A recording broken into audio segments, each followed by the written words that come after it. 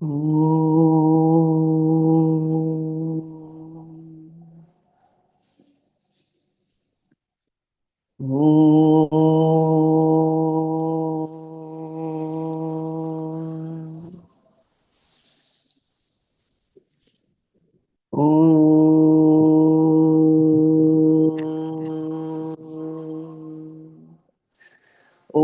Sahana Vavatu Sahano Bhunaktu Sahaviryankaravavahai Tejasvinavadhitamastu Ma Vitvishavahay. Om Shanti Shanti Shanti. Narayanam Namaskritya Naram Chaiva Narottamam Devim Saraswatim Vyasam Tato Jayamudirayet.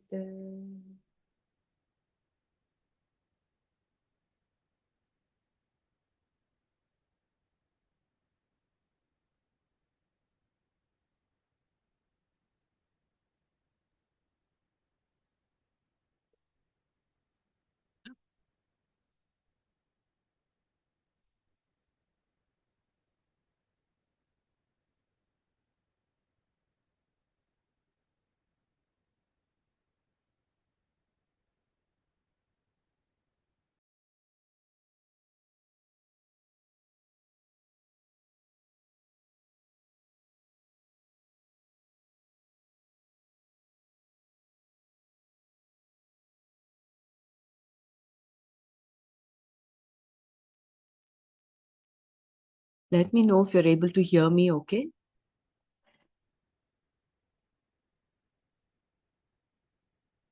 Yes, Didi, we can hear you. Okay, because that way is I will not get onto my mobile.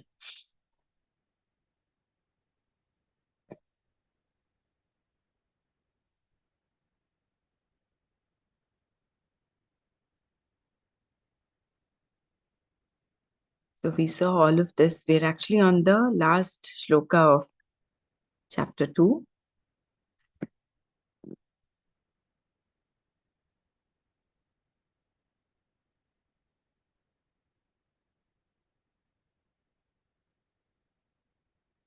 So we saw this verse yesterday. This is what Krishna said. Finally, Krishna said that a wise person is as different from an ajnani as day is from night, meaning that there is no way of unfolding what a wise person is. What is night for all the people is day for the wise, and what is day for them is night to the wise. Arjuna was bound to be flabbergasted by this. He was definitely not going to be any wiser for having heard this particular verse. Therefore, out of sympathy and compassion, Krishna followed his night and day example with another example, an illustration that Arjuna could hold on to, and one that would enable him to appreciate, in a way, what a wise person is. Such a compassionate Jagat Guru we have. So, this Yanisha Sarva Bhutana Tasyam Jagrati Samyami Yasyam Jagrati Bhutani Sa Nisha Pashyato Munehi. So that must have confused Arjuna. What is day? What is night to a normal person is day to the Samyami. He is awake to that Atma Jnana. And what is day to a person, an Ajnani, is night to. So when the world enters him, he does not get flustered. So in order to clarify this, Krishna gives another beautiful shloka. Apuryamānamachala pratishtham samudramāpah pravishanti yadvat tadvat kāmayam pravishanti sarve sashanti mapnoti na kāmakāmi. So apuryamanam, brimful, achala pratishtam, without any motion, well grounded, samudram, into this ocean, apaha, waters, yadvat, just as, pravishanti, enter, tadvat, so too, sarve, all, Kamaha, objects, yam, the one, the wise person into whom pravishanti enter, saha, he, shantim, is, apnoti, gains, kama kami, the desirer of objects, na, not. So, apuryamanam achala pratishtam samudram apaha yadvat pravishanti tadvat sarve kamaha yam pravishanti saha shantim apnoti kamakami na. Just as water flows into the ocean that is brimful and still, so too the wise person into whom all objects enter gains peace, remains unchanged, whereas the desirer of objects does not gain peace.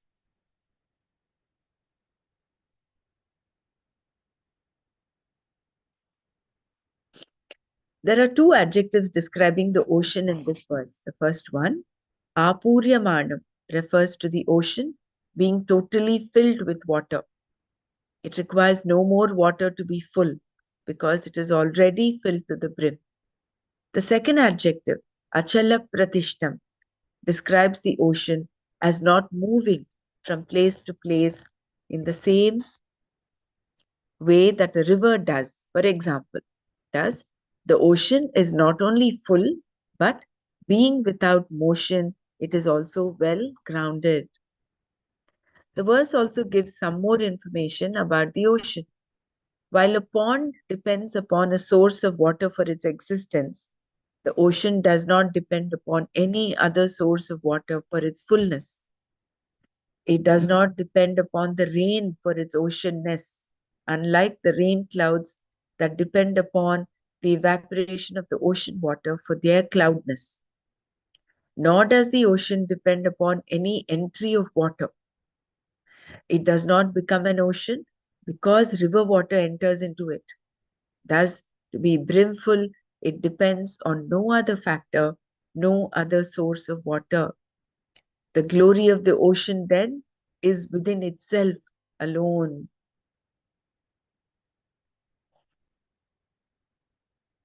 Like that, Atmani eva Atmana tushta.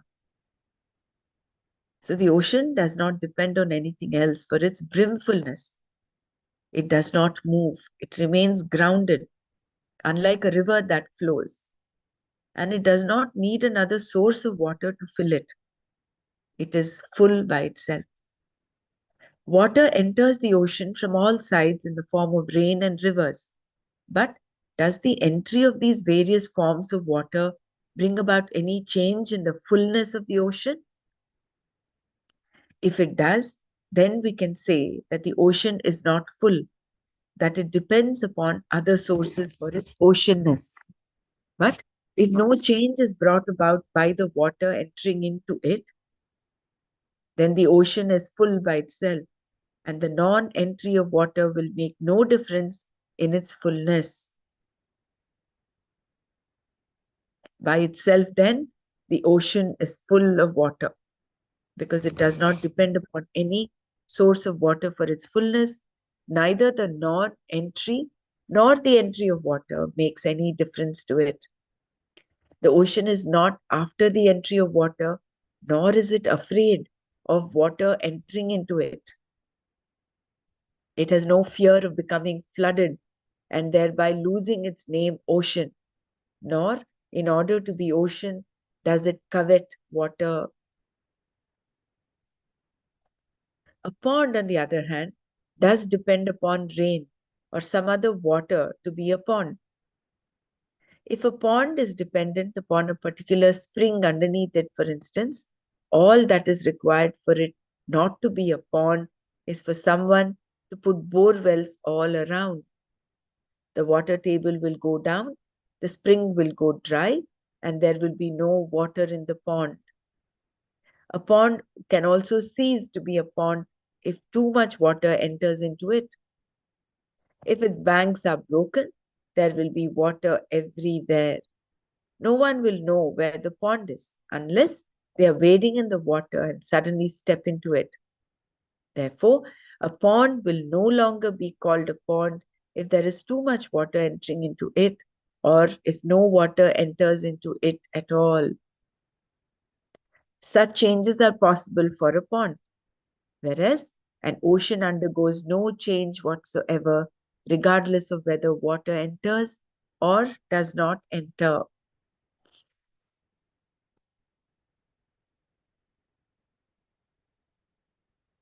So we are getting the comparison between a pond and an ocean. So pond is likened to an ajnani, a person who thinks he's limited, who requires to be, who requires desires to be fulfilled in order to be happy. And he goes dry when desires are not fulfilled. And he goes like a yo-yo between joy and sorrow. Joy becomes overrelated, like the pond that loses its banks when it becomes flooded. Unlike an ocean, which is full irrespective, it does not get flooded when when river water enters it into it. It just remains there. The wise person, just as the fullness of the ocean is not affected by the entry or non entry of water, so too the wise person's peace of mind is not affected by objects that enter the mind. These objects enter into such a person just as water enters the ocean. But he or she is not affected by them because, like the ocean, the wise person is full for no other reason than fullness being his or her own nature.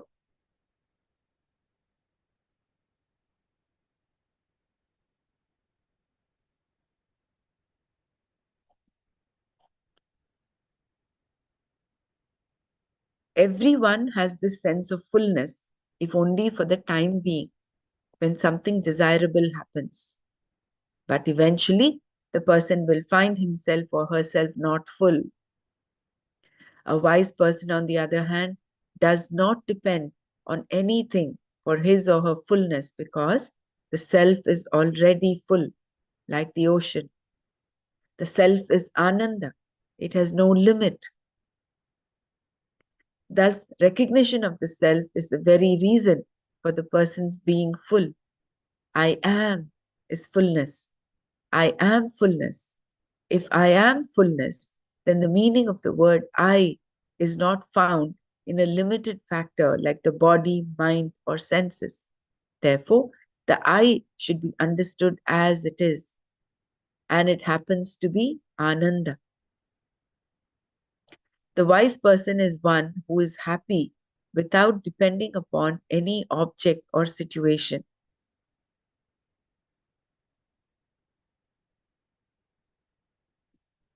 Like the ocean, he or she is full by his or her own glory, by his or her own nature. The fullness of a wise person, the ananda of the person, is not going to increase because of the entry of some desirable objects. And if such desirable objects do not enter, the wise person does not lose anything.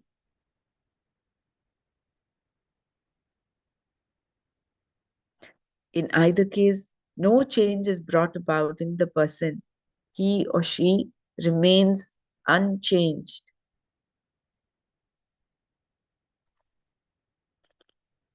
If desirable objects enter into the head of a person who is not full, they create havoc in the person because they have to be gained, experienced, or owned, and there may be no way of doing so. Therefore, the person smarts, sweats, threats, and fumes. When a person looks upon himself or herself as one who is lacking, desires only cause problems. And if such a person is told to give up all desires, he or she cannot do it. Unless one is full, desires cannot be given up. They go away only when the person is full. Even if desires do enter the head of a wise person, they do not create any problems because whether the desires are fulfilled or not, it is all the same to the person. So he does not get affected by pairs of opposites. He's not affected by desires fulfilled, not fulfilled. Basically, he's not bound by desires. The demise of one's emotional yo-yo. The word kama in this verse is taken to mean objects. Kamyate iti kamaha. They are desired and therefore called kamas.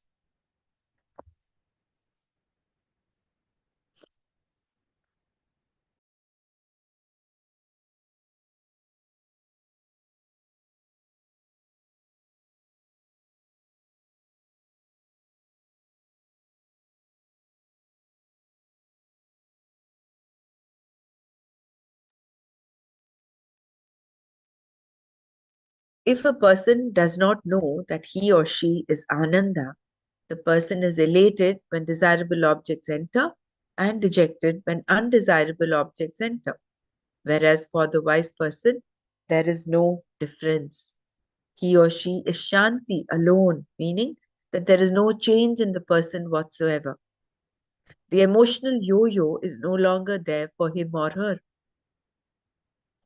There may be a ripple of laughter or even roaring laughter sometimes, just as the ocean seems to be very ecstatic at certain times and simply smiling at other times. There can be a smile, a laugh, or tranquility. For the ocean, the small waves are its smiles, and the huge breakers. Sorry.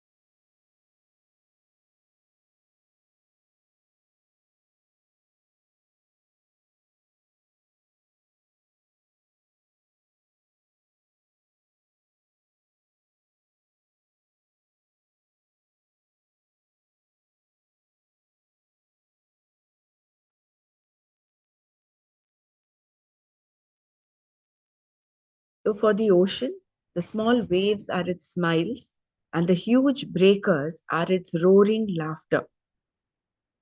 If it is not roaring with laughter or smiling, is the ocean gone? No, it is tranquil in its fullness. Therefore, it is the fullness that is laughing, the fullness already being there.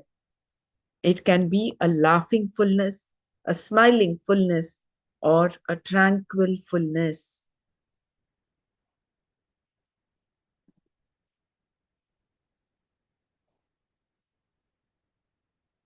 The other person mentioned in this verse, the Kama Kami, is one who has desires. This is not to say that he or she has a desire for desires. No one wants to have a desire for desires, but this person definitely has desires for desirable objects. Into this person's mind also, sense objects enter. The world enters. When the desirable enters, there is elation. And when the undesirable enters, there is depression. In this way, the emotions of the person go up and down like a yo-yo. If a wise person can be likened to an ocean, the otherwise can certainly be likened to a miserable pond that we just saw in the example. When the rains come, there will be water. Provided there is not too much water or too little, the pond will remain.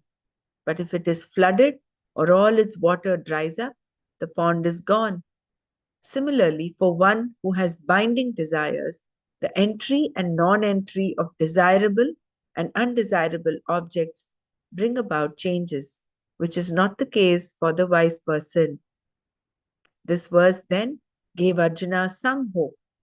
The previous verse was a real description of a wise person in the sense that it takes wisdom for you to be wise, and therefore you had better gain this wisdom. This was then followed by the illustration in the present verse, which likened the wise person to an ocean.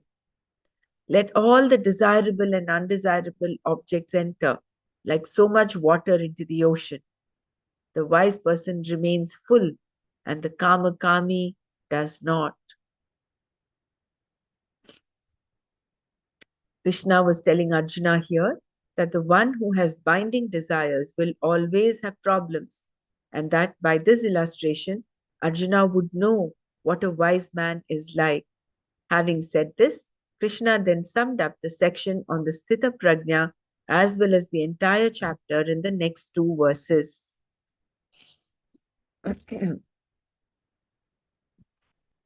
So we'll just hold it here. We'll do a bit of Manana on this.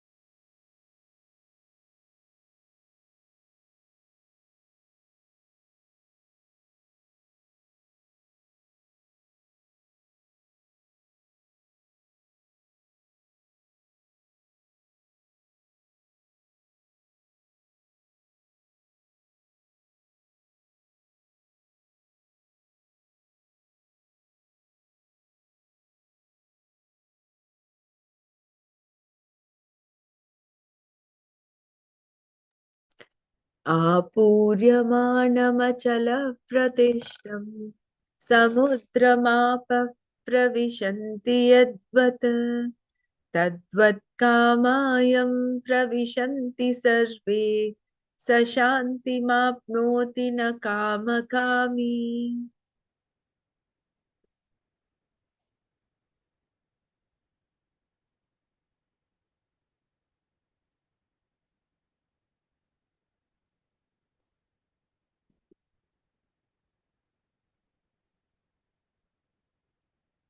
Just like in the Atma Bodh, how we have so many examples from nature, from the universe and the world itself. This beautiful example that Krishna chose, a simile that likens the wise person's state of mind to that of an ocean.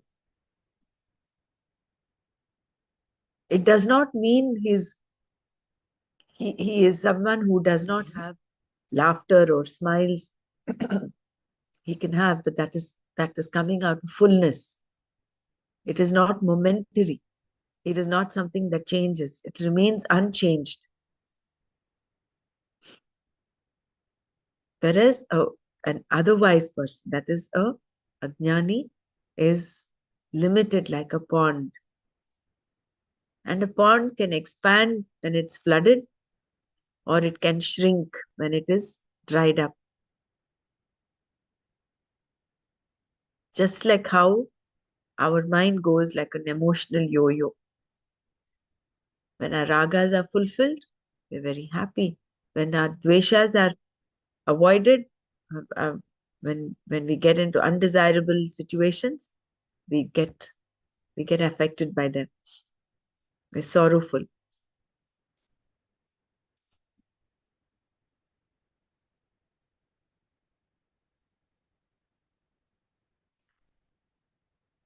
We'll move on to the next verse.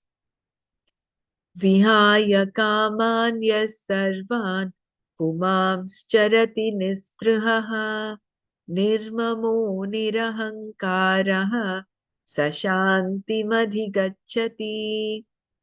Yaha, the one who, Human, person, Sarvan, all, Kaman, binding desires, Vihaya, having given up, Nisprihaha, devoid of longing, Nirmamaha, without the sense of mind, Nirahankaraha, without the sense of limited I, Charati, moves around, Saha, he, Shantim, peace, Adhigachati, gains. Yah puman sarvan kaman vihaya nisprihaha nirmamaha nirahankaraha charati saha shantim adhigachati. Having given up all binding desires, the person who moves around, devoid of longing, without the sense of limited I and mine, gains peace.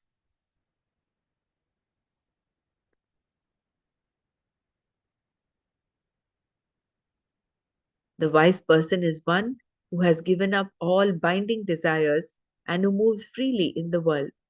Whether the person is like a king, like Janaka, or a sannyasi like Shankara, there is no difference in the freedom of the person.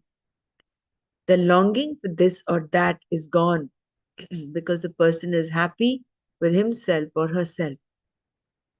There is no more longing for situations in order to be secure and happy. Therefore, the sense of mind is no longer there. Such a person does not have this kind of attachment to anyone or anything.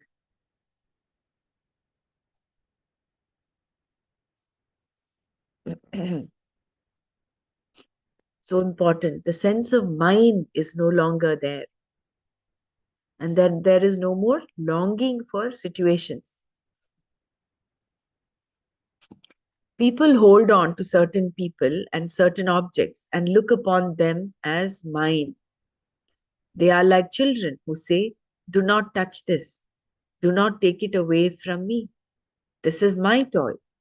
The only difference between the mine we had as children and the mine we have as adults is that the toys have been replaced with other more sophisticated objects. You say, my house, my car, my bank balance. In fact, we are nothing but bearded grown up children. A nice phrase. The mindness never goes, only objects are replaced. Thus, with reference to a few things and people, we say, "This is mine."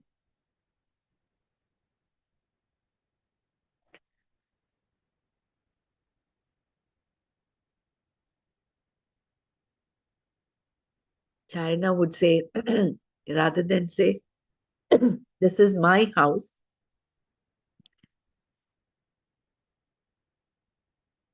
the way we speak also makes a difference in our subconscious because that is what we are cementing.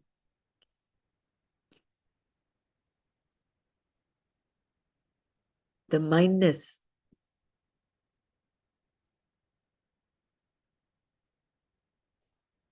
This is my breakfast. This is your breakfast. There we make a distinction already. There is no I or mine. However, when I see that the whole thing, everything is myself alone, everything changes. I am the father, the mother, and all the places.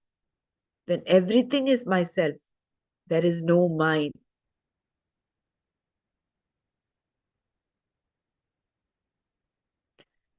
There's a beautiful shloka in the Tvameva Mata cha Pita Tvameva Tvameva Bandhuscha Sakha Tvameva Tvameva Sarvam Mama Deva Deva Tvameva Sarvam Mama Deva Deva Tvameva Vidya Dravinam Tvameva Tvameva sarvam mama deva deva. A simple shloka, but then it just brings up that oneness of everything. There is no other.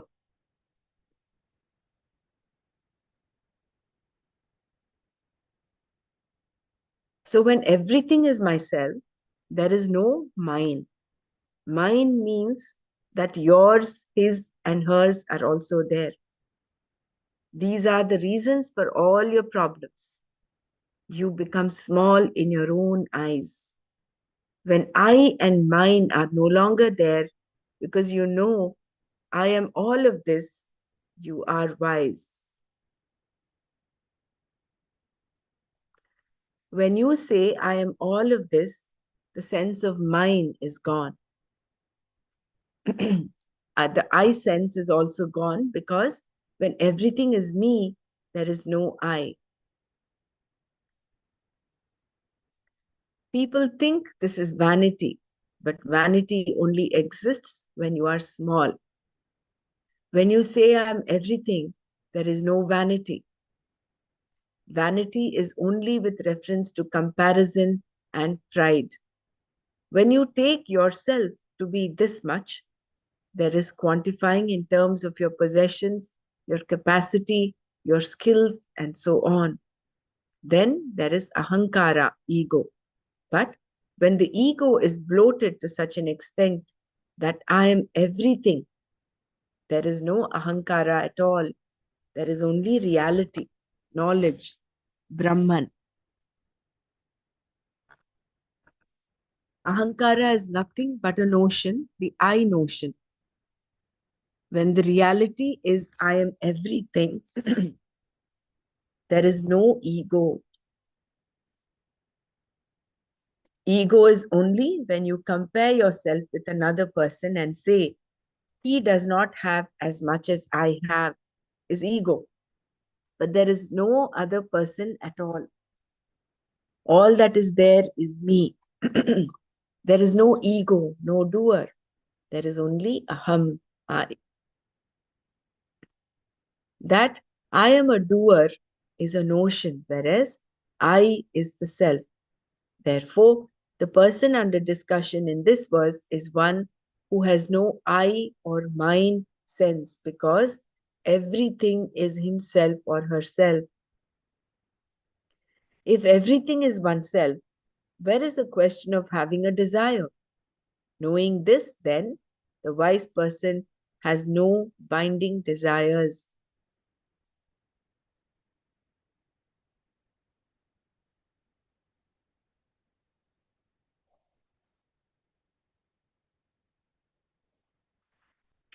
How does a wise person live in the world?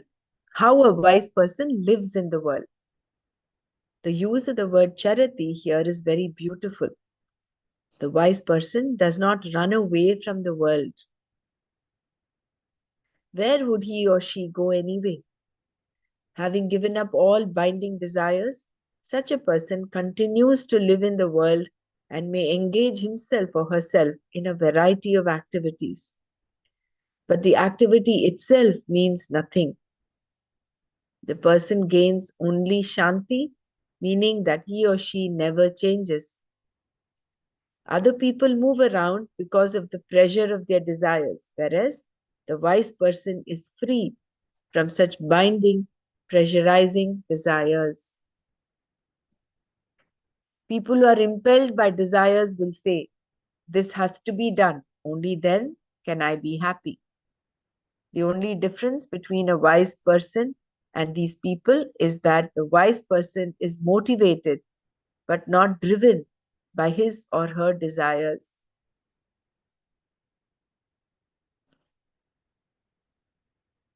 In spite of moving around and being active in the world, there is no appreciable inner change brought about in the person either by desire or by its outcome. When the world enters the sthita prajna, the person is shanta. And when he or she enters into the world, engaging in the activities,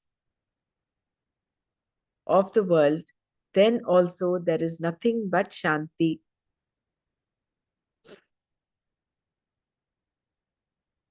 This was said because of a doubt that can arise here. It is fine to say that a Sthita Prajna is full, and when the world enters into such a person, it merely resolves into his or her fullness. He or she just sits in one place in this fullness, and whatever world enters into the person, Shanti alone prevails. What about the wise person who is active? Activity does not change the person's wisdom. There is no change because there is no doership or enjoyership, no I notion in the person. Shanti alone remains. Let the person be engaged in the world, or let the world enter into the person. Either way, it is the same. Whether he or she is enjoying or doing, there is Shanti. When the world enters into the person, or the person does something, he or she does not become an enjoyer or a doer. Enjoyership and doership are both negated in the wise person. Although there is a seeming enjoyership and doership, essentially they are not there. This is what we call badita, meaning that through knowledge, the reality of doership and enjoyership centered on I is sublated. When Krishna talked to Arjuna and when Shankara wrote his commentaries, there was doership. But neither Krishna nor Shankara looked upon themselves as the doer. Doership for the wise person is just doing. The notion, I am the doer, is not there. This means that the Sthita Prajna continues to be Brahman. Therefore, Krishna concluded,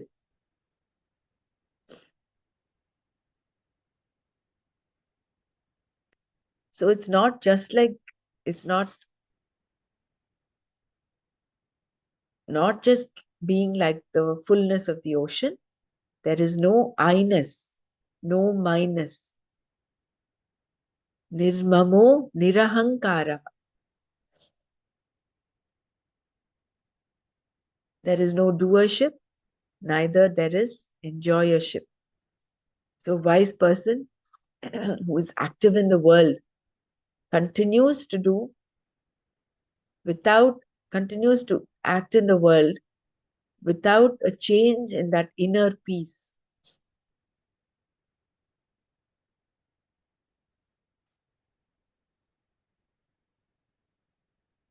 Gurudev is a shining example. Krishna, King Janaka, Shankara, all these enlightened masters were there in the world.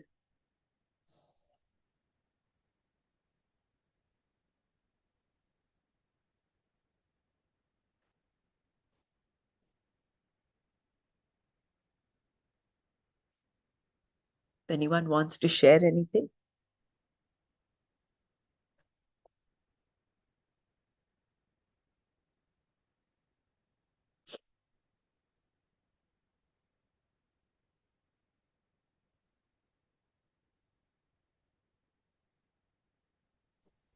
For people like us, we have to keep aside our raga dvesha.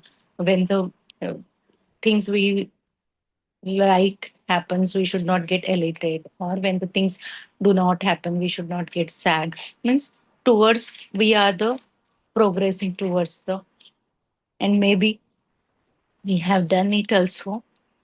So it is a balancing act. For Sita Pratna or knowledgeable person, wise person, everything is at same and there is no my mind and it's for all.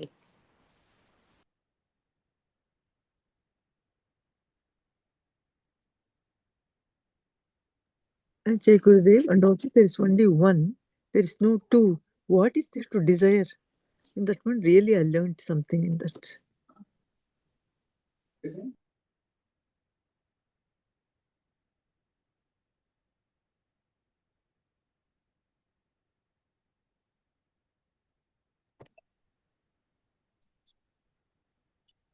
Desires may arise only which is required. Means they that desires also not mine, and we will work on that desires, but the doership will not be there.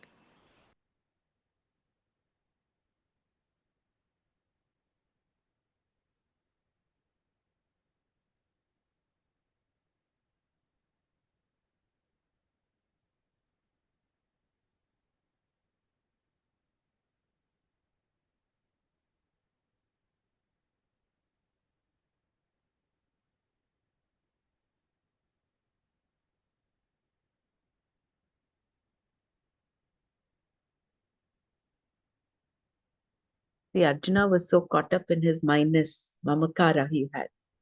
That is why he became Vishada. He was so miserable. He had ahankara as well as mamakara, both. And because of that, he was deluded. So the more and more we are aware of this minus and I-ness, the small I that keeps cropping up, it automatically means that we are seeing us as different from others. But the more and more we see the whole thing as one.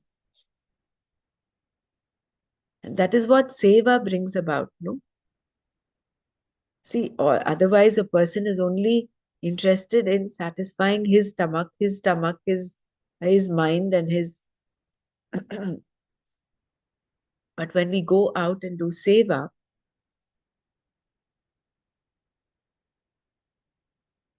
you are doing something for the other. And then in that doing itself, that seva bhav itself, there is that oneness that is what you would desire, you're actually doing for others. You desire to fill your stomach. Now you're going around there and offering food to another. You're bringing solace to another person. If you're doing some jnana bhiksha.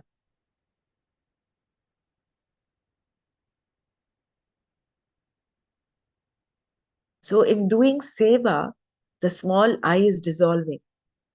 The ego gets slowly sublimated.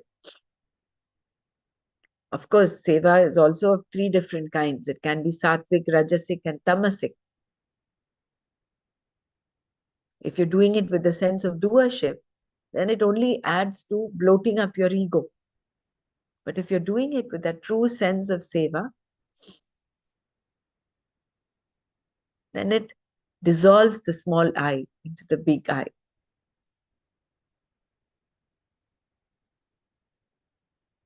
Even just by saying Jai Guru Dev, such a profound word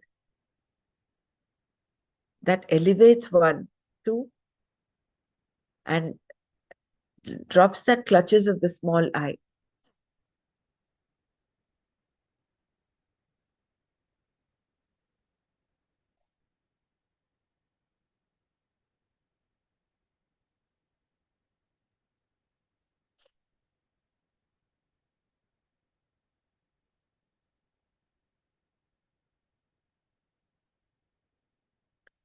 So we'll go on to the next verse. Esha brahmi sthite partha nainam prapya vimuhyati sthitva syamantakaalepi brahma nirvanam richati. Partha, O son of Pritha Arjuna, Esha, this Brahmi sthitihi, the state of being in Brahman, Enam, this Prapya, having gained, na vimuhyati, is not deluded, Antakale, at the end of life, Api, even, Asyam, therein, Stitva, remaining, Brahma Nirvanam, liberation, Richati, gains. तो पार्था एषा ब्राह्मी स्थितिः एनां प्राप्य न विमुह्यति अंतकाले अपि अस्यां स्थित्वा ब्रह्मनिर्वाणं रिच्छति. This is what is meant by being steady in Brahman, O Partha. Having gained this, one is not deluded,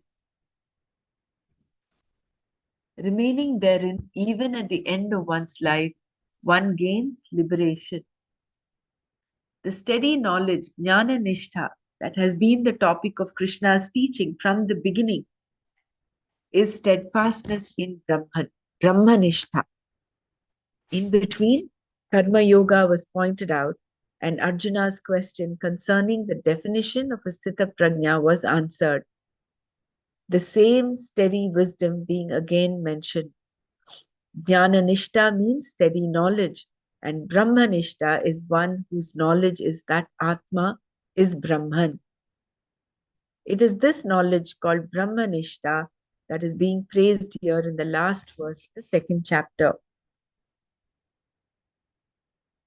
Sthiti refers to this Nishtha or steadfastness in the knowledge. Addressing Arjuna as Partha, the son of Pritha, Krishna told Arjuna that being a Sthita Prajna is the state, Sthiti, of being in Brahman, born of the knowledge of Brahman. However, once we use the word state, there is a problem because being only a state, it will not always be the same. Previously, something was not, and now this something is in a particular state. Later, using the same logic, it will be lost when another state is gained, just as the previous state was lost when this state was gained. When the waking state goes, dream comes. When the dream state goes, sleep comes. When sleep also goes, waking comes. When this particular life is gone, another life comes. Because of centrifugal force, we find that certain things are in a particular state or position, and when the force is gone, they are no more in the same position. Similarly, any state is subject to loss, subject to change, otherwise it would not be called a state. It is important to note that we are not discussing samadhi here, which is a state. The question about what happens after one comes out of samadhi often arises. The final stage of samadhi, wherein there are no thought modifications whatsoever, the nirvikalpa samadhi is a state and therefore will be lost. Since Krishna used the word sthiti here, one may question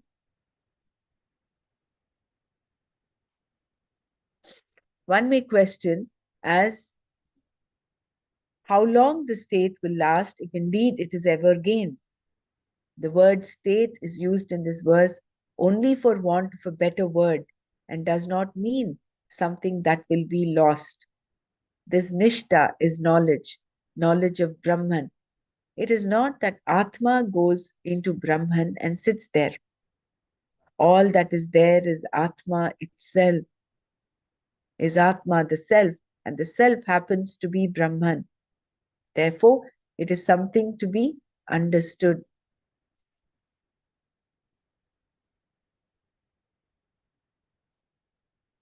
So it is not a state. A state means it was not there before and it has come into being. And by the same logic, it can change into another state.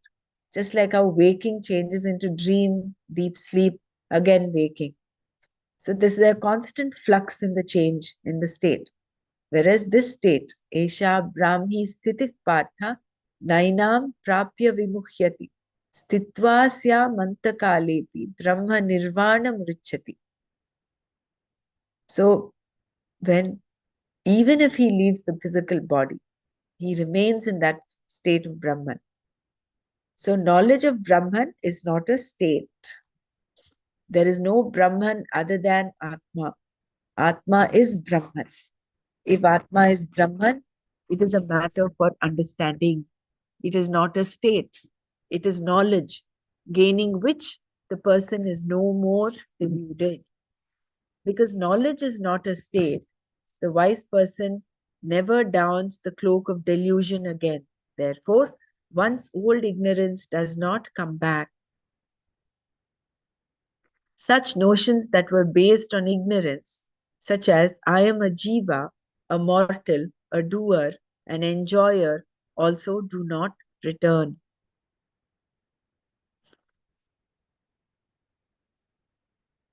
You may fret about whether the false notions will come back again. You may think, suppose the doer, the enjoyer comes back. Again, I will have all the old problems. Then what will I do? I will have to find another guru. My present guru will send me away because, having taught me once, he will not want to teach me again. What will I do? Again, I will have to come back, but I will have to assume another body, and everything will start all over again. There is no such problem because what we are discussing here is not a state, it is knowledge. Knowledge gained is gained for good. Atma is Brahman. When its Swarupa, its nature, is understood, there is no more Jiva. The individual is gone. There are no more false notions about oneself, and the old delusion does not return.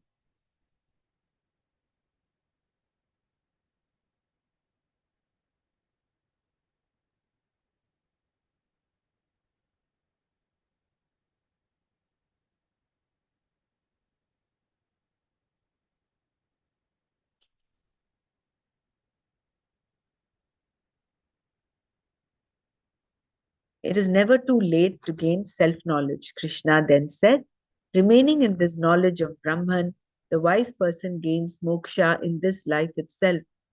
Living, he or she is liberated. Also, there is one more piece of information here. Liberation is possible even for a person who is in the last lap of his or her life. The person may be very old. The ears may no longer hear. The eyes may not see. The liver may not work.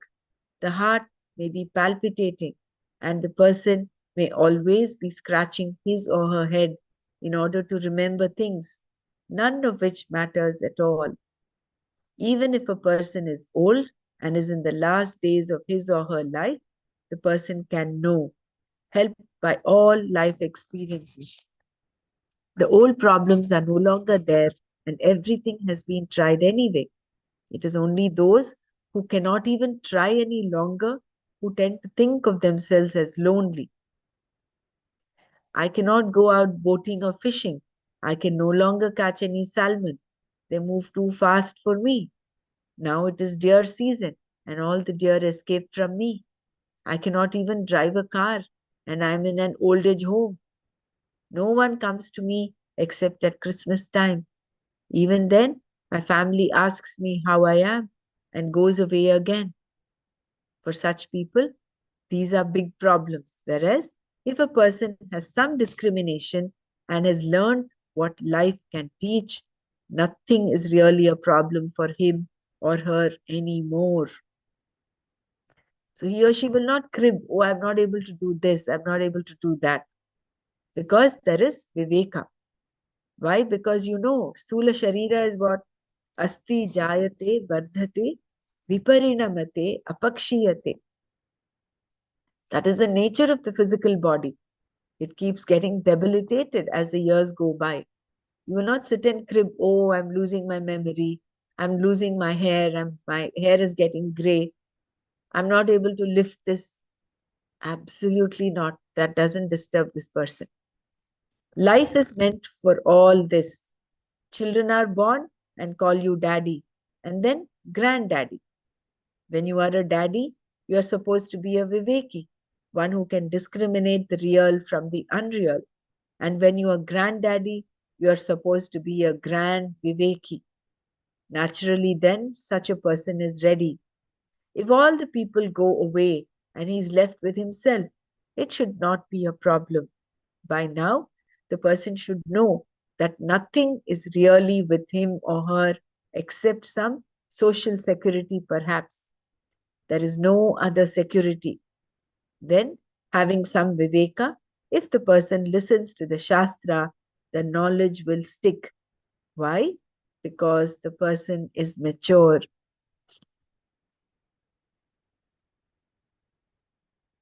We have one more minute, but I think we'll stop here. Moksha need not take time.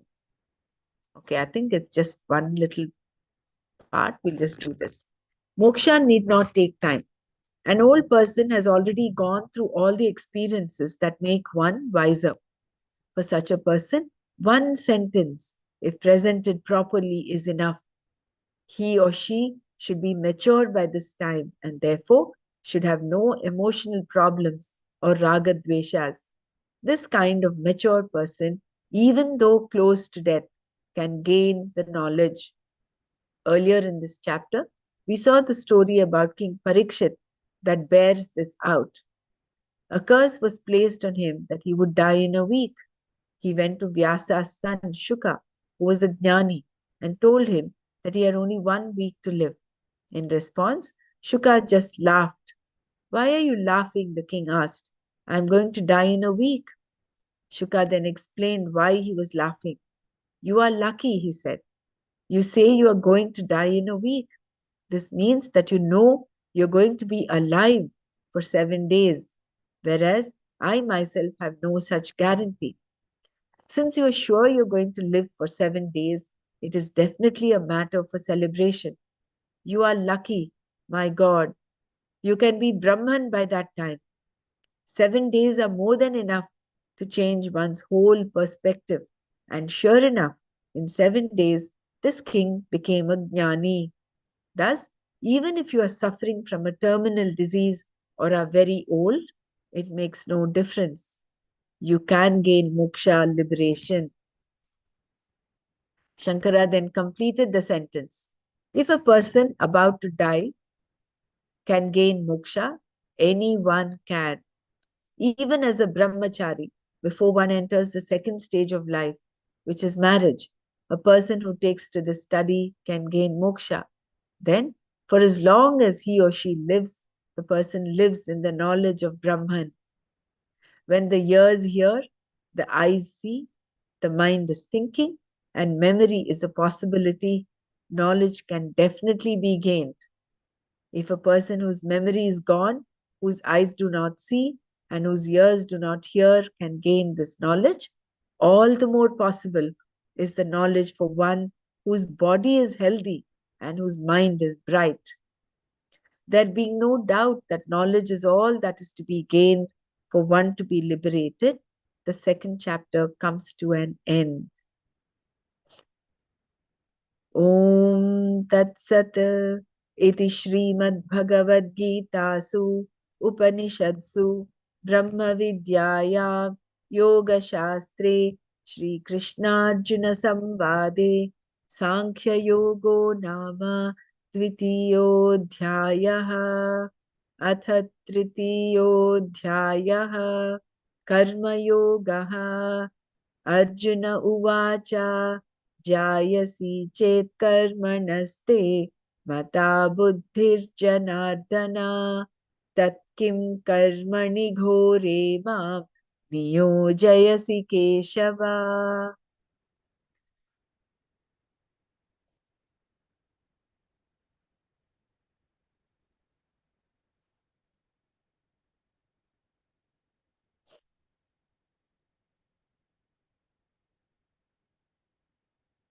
So the second chapter is complete in itself. Arjuna started another question, and that is when the Gita got prolonged. Otherwise, the whole knowledge is given here.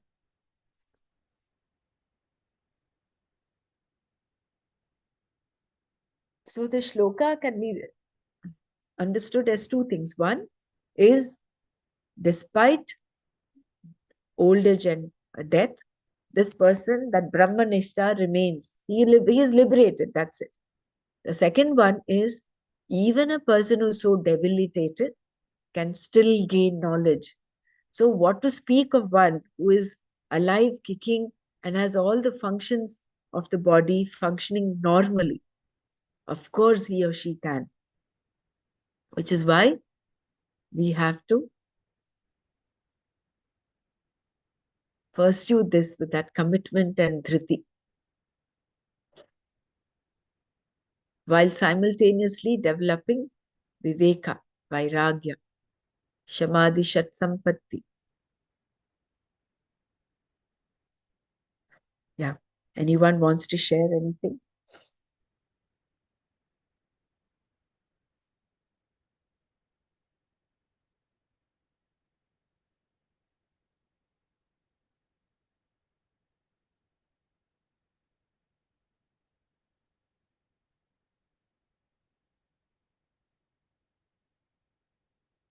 So when this knowledge is so well founded, there is no fear of death even.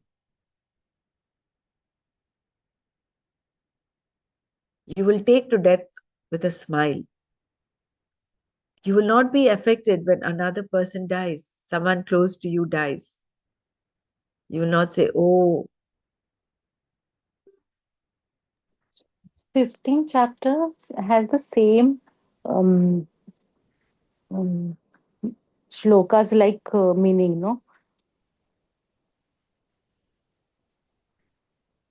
You,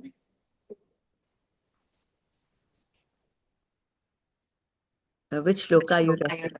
means I want to say chapter 15, means Bhagavad Gita chapter 15 is similar to chapter 2, where it is show means given the knowledge of yourself, self, and how you cannot distract from these worldly things or everything. So this is for wise and that is for sannyasi. Like some such comparison is anywhere. I may be wrong, but I feel like that some one chapter is like this again. Yeah, basically the same thing is repeated in the concept is repeated again in the 18th chapter as well.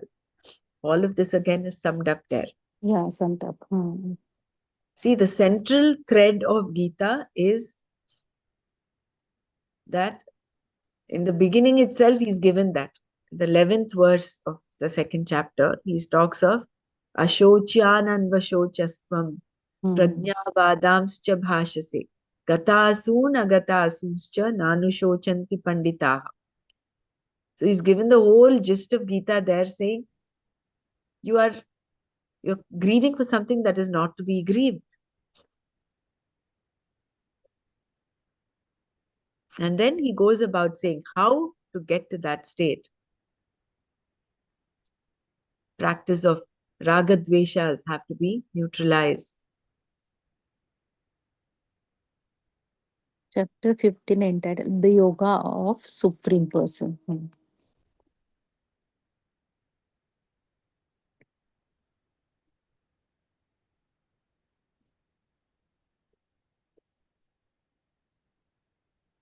So tomorrow what we'll do is, before we go on to chapter 3, my suggestion is that we chant the whole second chapter once. And then we'll do the Gita homestay, just the verse meanings.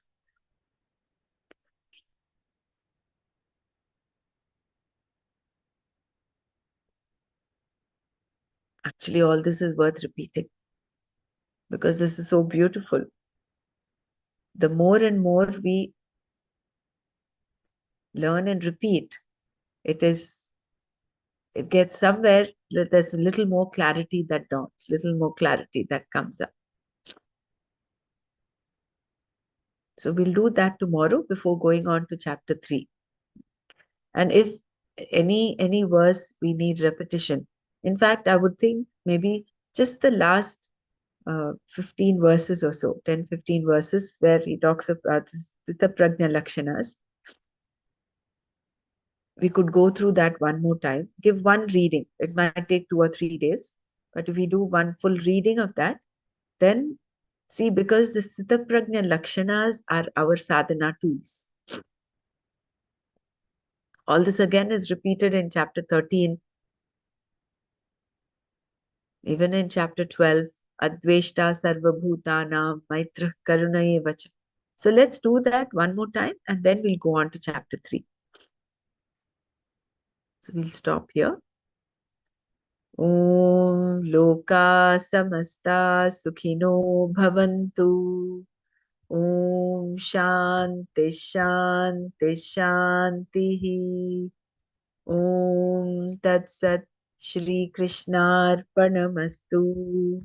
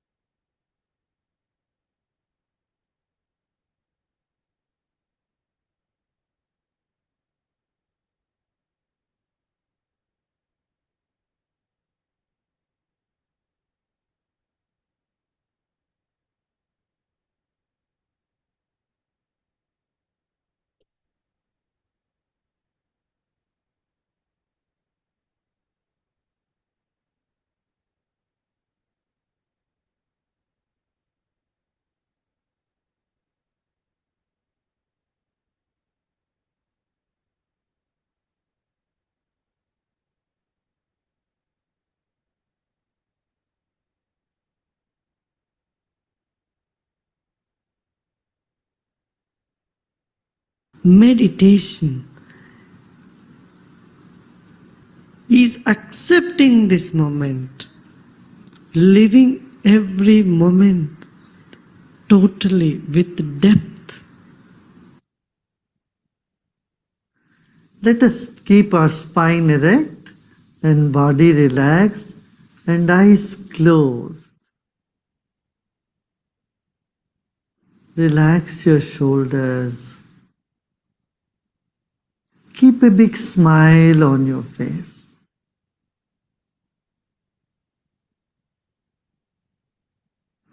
You're sitting like the statue of Buddha, very serene and with a serene smile on your face. Relax your body.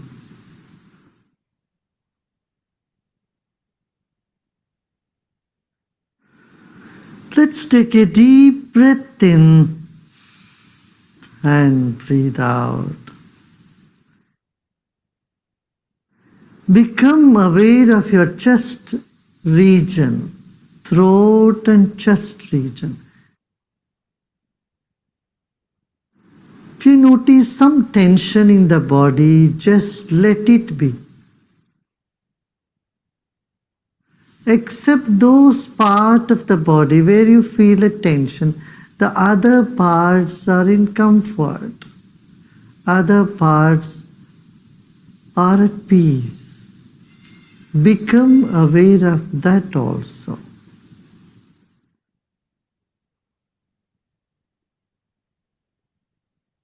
There are many good things about you and inside of you. Acknowledge them. They will never leave you. And the negative aspect you may see in you is never going to stay with you forever. They are all guests for some time. Let them be. Sit with the total acceptance of yourself the way you are at this very moment. Total acceptance of what is now here lead us to deeper meditation.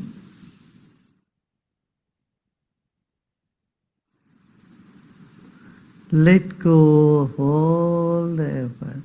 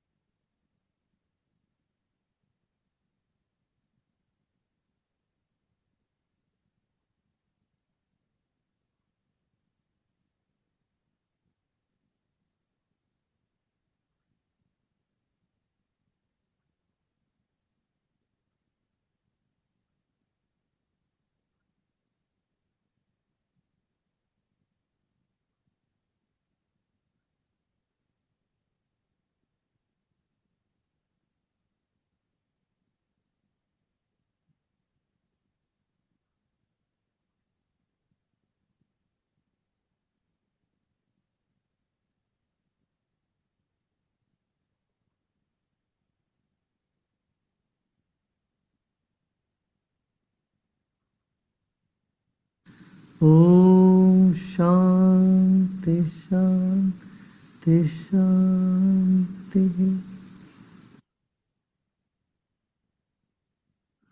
Let go of all your effort and be in this emptiness.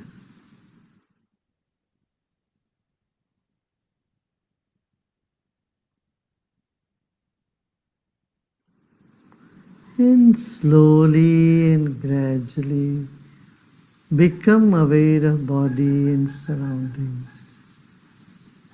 And you may gently open your eyes.